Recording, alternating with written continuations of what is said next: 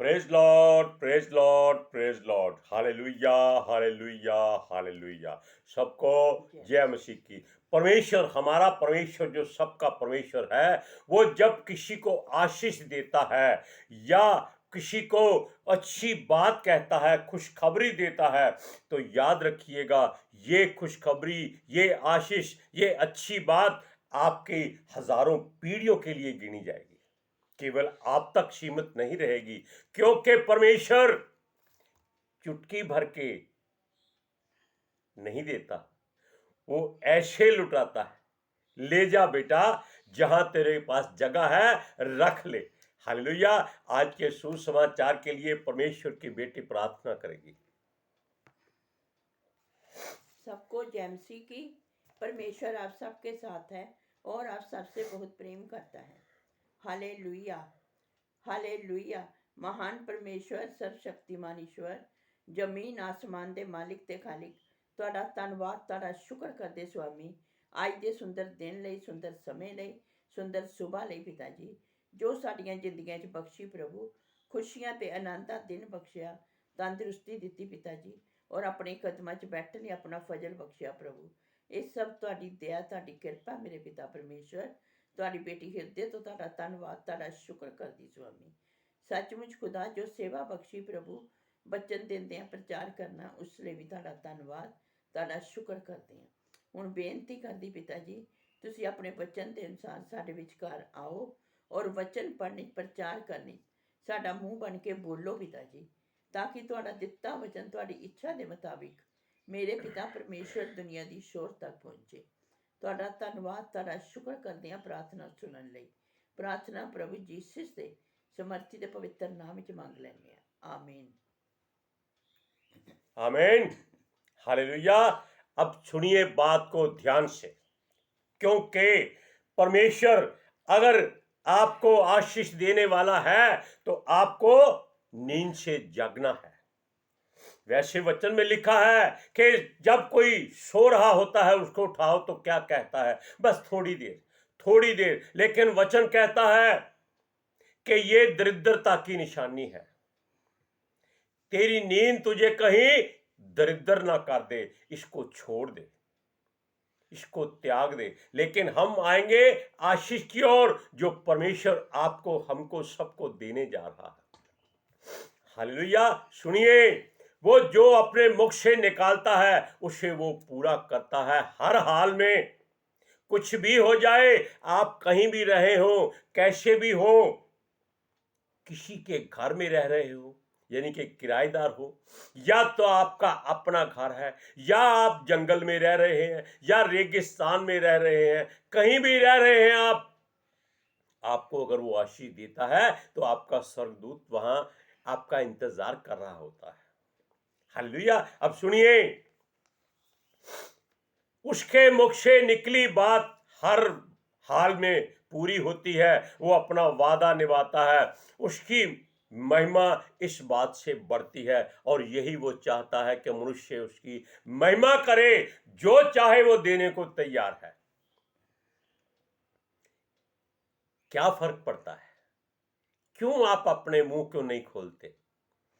खोलिए अपना मुंह और हाथ उठाकर बोलिए, हे परमेश्वर तेरा धन्यवाद, तूने हमको जीवित उठाया है, हम तंदुरुस्त हैं, हम चलते फिरते हैं। लेकिन इससे ज्यादा बात मत करना, क्योंकि वो थोड़ी बात पसंद करता है। वो कहता है फरीसियों की तरह बक बक मत करो। अगर हृदय से हम धन्यवाद करते हैं तो समझ लीजिए कि आपके अंदर आशीष आ गई। अब देखिए, यहोवा ने एक मनुष्य को चुना था, हम आपको बता चुके हैं, शायद लाखों पास्टर बता चुके हैं, लेकिन जो बात परमेश्वर चाहता है, जिसके द्वारा चाहता है, उसको सुनना जरूरी है।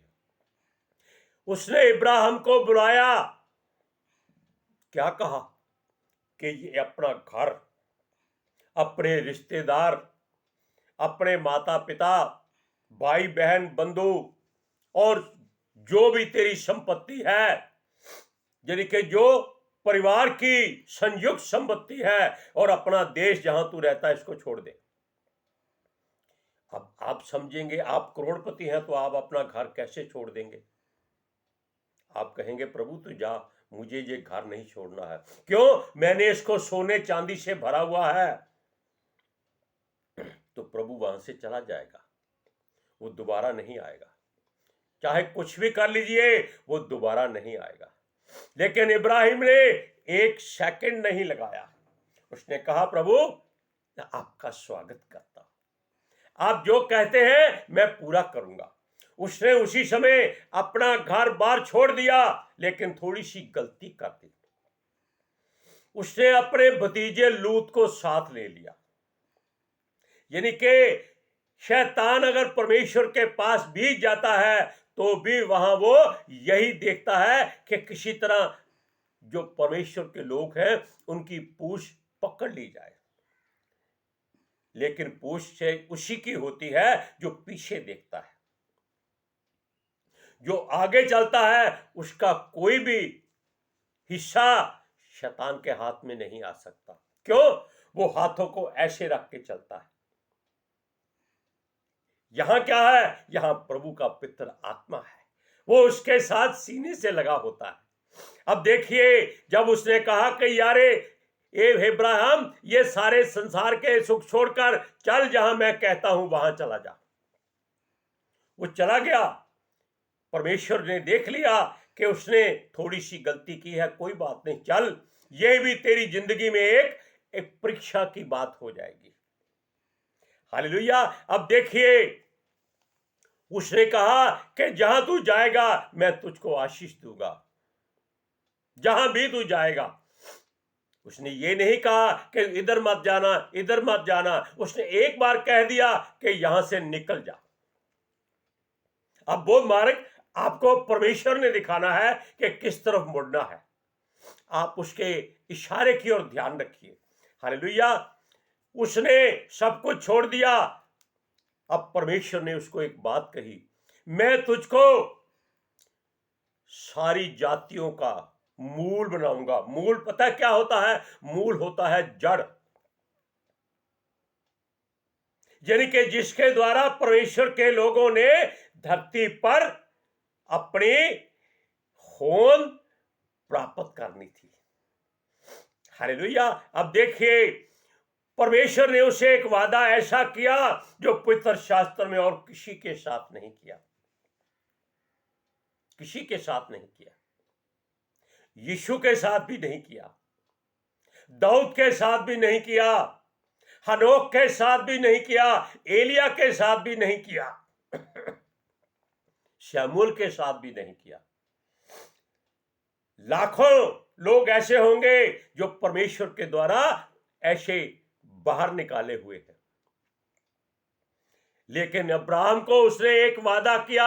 इस बात को कान खोलकर सुनिएगा। उसने कहा, सुन, तू यहां से निकल चुका है, पिछला पिछला छोड़ दे।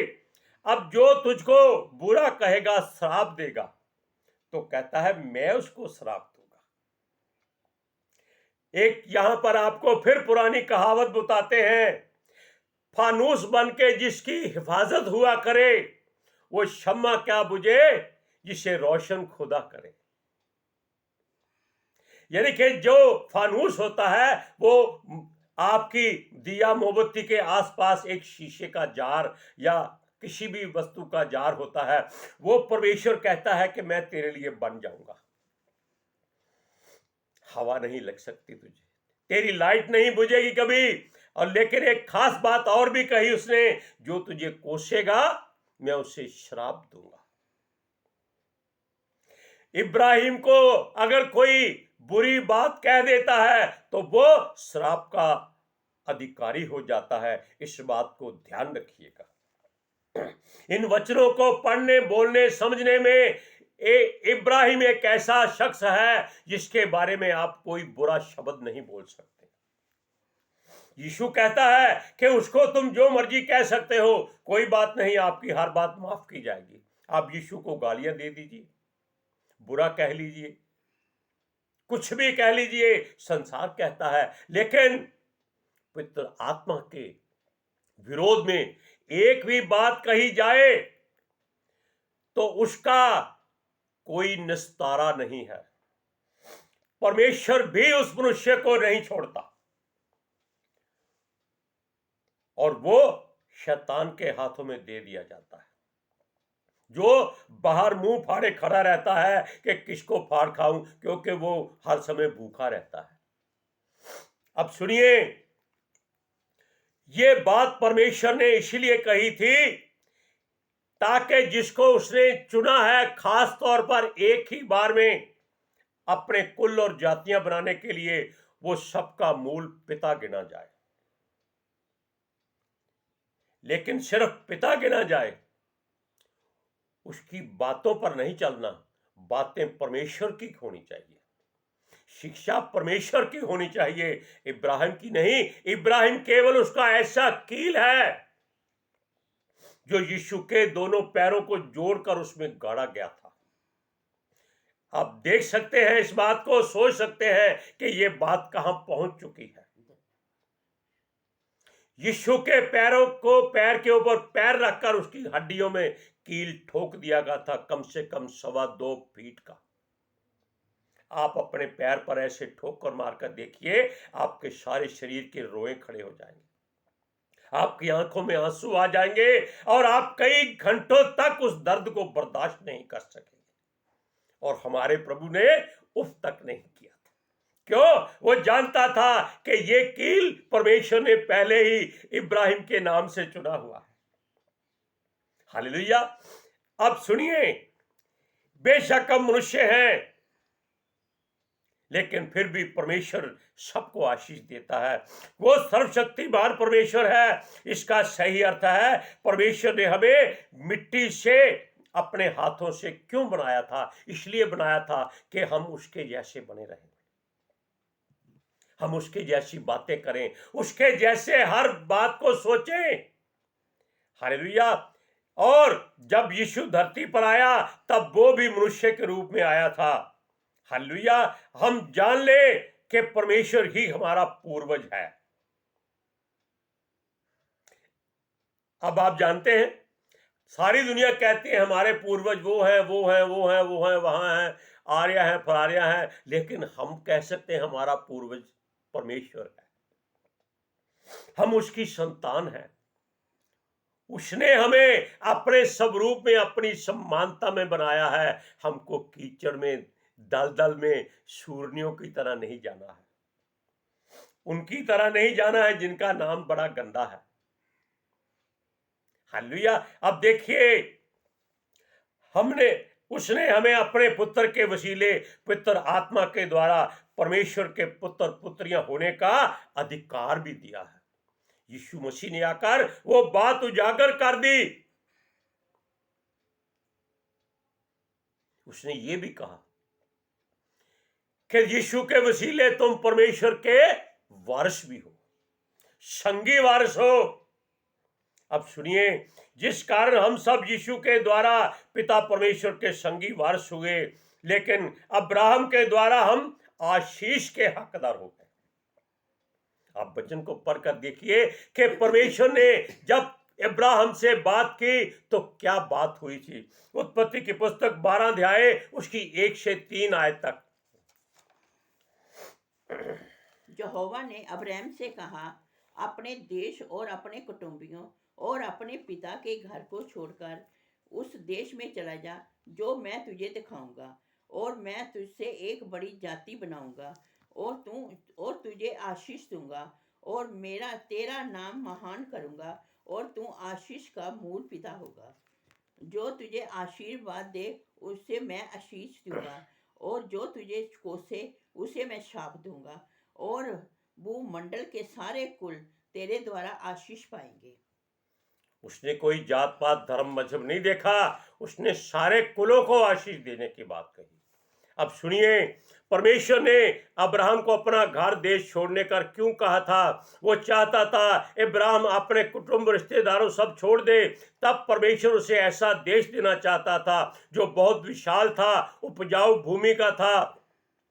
जब वो अपने भतीजे लूत को साथ ले गया तो यहोवा ने अब्राहम को कहा, इसको भी छोड़ दे। क्यों छोड़ दे? क्योंकि दूध में आप नींबू नहीं डाल सकते। हालेलुया।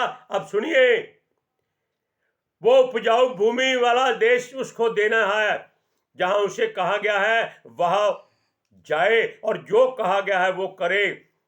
अपनी दृष्टि उठाकर उसने कहा, देख जहां तक तेरी दृष्टि जाती है वहां तक सब कुछ तेरा है। अब दृष्टि की कोई सीमा नहीं होती, कहां तक जाती है आप इसको माप नहीं सकते। हालेलुया। वो भी इब्राहिम के वंशोत्तर पीढ़ियों तक उसी की रहेगी। जब इब्राहिम ने बहुत गलतियां की और उसकी नादानी ना समझी और अपनी मृत्यु के डर से सब गलतियां करता गया, इस कारण उसकी पीढ़ियां यीशु के आने से पहले रुक गई।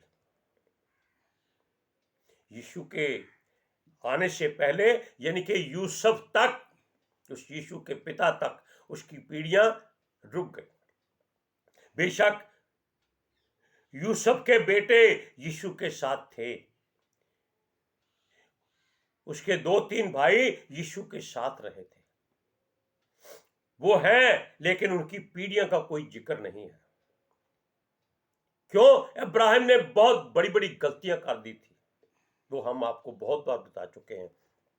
इस कारण उसकी पीढ़ियां यीशु के आने से पहले रुक गई। फिर भी परमेश्वर ने उसको एक आशीष दी कि उसके कुल धरती पर रेत के कणों के तुल्य होंगे, जबकि उसके 100 साल तक संतान नहीं हुई थी। हालेलुया। अब देखिए, रेत के कणों के होंगे, उनको गिना नहीं जा सकेगा, लेकिन इसहाक उसका आत्मक बेटा था और इस्माइल उसका दासी के द्वारा बेटा पैदा हुआ था। यानी 2 कुल परमेश्वर ने ऐसे पैदा कर दिए थे जो दोनों एक दूसरे के विरोध में थे। एक आत्मिक था, एक शारीरिक था। इसहाक आत्मिक था और इस्माइल शारीरिक था, क्योंकि वो दासी के द्वारा पैदा हुआ था। और धरती पर यही 2 कुल सबसे बड़े हैं। आप इसको जान सकते हैं, इसके कहने की जरूरत नहीं है। अब सुनिए, उसने कहा जिसका नाम इस्माइल है मैं इसकी भी जाति बढ़ाऊंगा, ये भी ऐसे बढ़ जाएंगे कि इनकी गिनती भी नहीं हो सकेगी। अब आप परमेश्वर के मुख से निकली हुई बात है, आप उसको ठुकरा नहीं सकते। दोनों के दोनों कुल धरती पर इतने हैं कि इनकी गिनती नहीं हो सकती। ये कहीं भी आपको मिल जाएंगे, किसी भी धरती के किसी भी कोने में। हालेलुया। परंतु प्रभु यहोवा ने अब्राहम से कहा कि उस देश की लंबाई चौड़ाई माप ले। सारा देश परमेश्वर ने उसे देने का वादा कर लिया है। परमेश्वर देता है तो छप्पड़ फाड़ के देता है, लेकिन अगली बात आप सुन लेंगे तो आपके कान खड़े हो जाएंगे। अगर वो लेता है तो थप्पड़ मार के लेता है, ऐसे नहीं कहता कि वापस दे दे। एक सदोम और अमोरा को उसने थप्पड़ मारे थे, नाश हो गए थे। अब सुनिए, उत्पत्ति की पुस्तक 13 अध्याय उसकी 14 से 17 आयत तक। जल्दी जल्दी पढ़ो।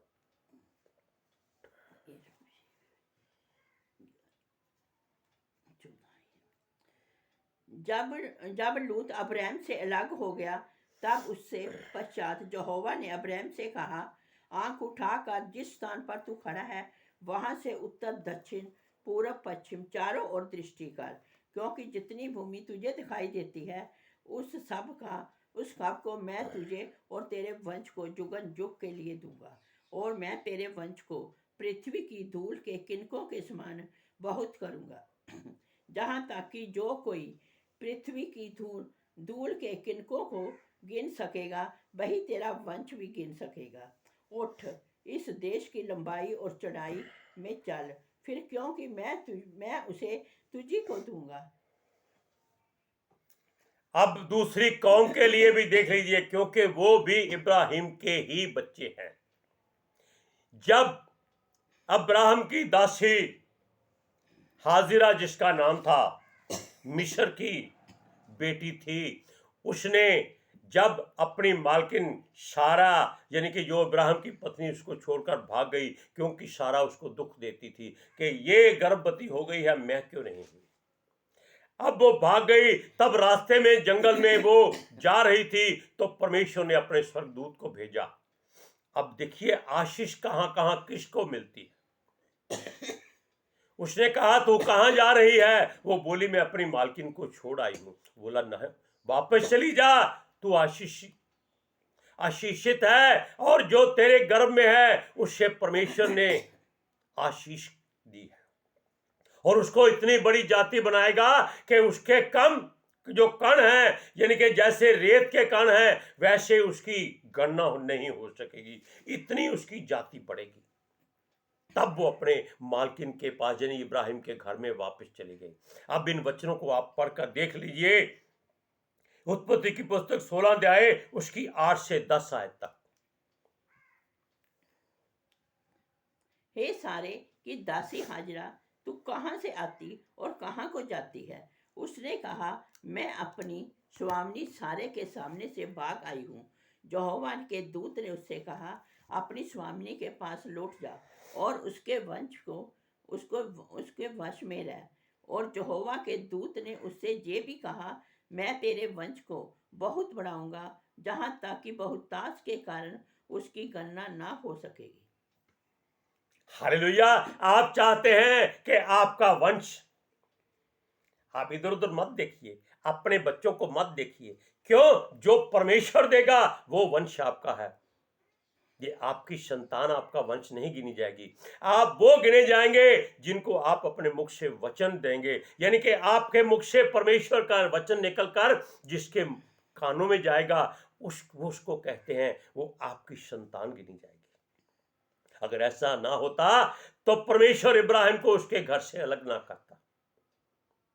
Hallelujah, praise Lord. अब आप आशीष के कारण बन चुके हैं, इसलिए अपने आप को आशीषित कहिएगा। इब्राहिम को कभी श्राप ना दीजिएगा। हालेलुया। आज के सुसमाचार के लिए परमेश्वर की बेटी प्रार्थना करेगी। Hallelujah. Thank you Jesus, thank you Lord, thank you पितर आत्मा जी। ਤੁਹਾਡਾ ਧੰਨਵਾਦ, ਤੁਹਾਡਾ ਸ਼ੁਕਰ ਕਰਦੇ ਸੁਆਮੀ, ਸਾਡੇ ਵਿਚਕਾਰ ਆਉਣ ਲਈ, ਵਚਨ ਪੜ੍ਹਨ, ਪ੍ਰਚਾਰ ਕਰਨ, ਸਾਡਾ ਮੂੰਹ ਬਣ ਕੇ ਬੋਲਣ ਲਈ ਪਿਤਾ ਜੀ। ਤੁਹਾਡੀ ਬੇਟੀ ਹਿਰਦੇ ਤੋਂ ਤੁਹਾਡਾ ਧੰਨਵਾਦ, ਤੁਹਾਡਾ ਸ਼ੁਕਰ ਕਰਦੀ ਸੁਆਮੀ। ਸੱਚਮੁੱਚ ਖੁਦਾ ਤੁਹਾਡਾ ਦਿੱਤਾ ਵਚਨ ਤੁਹਾਡੀ ਇੱਛਾ ਦੇ ਮੁਤਾबिक ਮੇਰੇ ਪਿਤਾ ਪਰਮੇਸ਼ਵਰ ਦੁਨੀਆ ਦੀ ਸ਼ੋਰ ਤੱਕ ਪਹੁੰਚੇ, ਲੋਕ ਸੁਣਨ ਔਰ ਸੱਚਾਈ ਨੂੰ ਜਾਣਨ ਔਰ ਸੱਚਾਈ ਉਹਨਾਂ ਨੂੰ ਆਜ਼ਾਦ ਕਰੇ ਪਿਤਾ ਜੀ। ਮੈਂ ਤੁਹਾਡਾ ਧੰਨਵਾਦ, ਤੁਹਾਡਾ ਸ਼ੁਕਰ ਕਰਦੀ ਸੁਆਮੀ। ਔਰ ਤੁਹਾਡੇ ਬੱਚੇ ਹਮੇਸ਼ਾ ਤੁਹਾਡੀ ਸ਼ਾਂਤੀ और ਤੁਹਾਡੇ अनुग्रह ਵਿੱਚ बने रहन। आमीन। Praise Lord. हालेलुया। सबको जय मसीह की।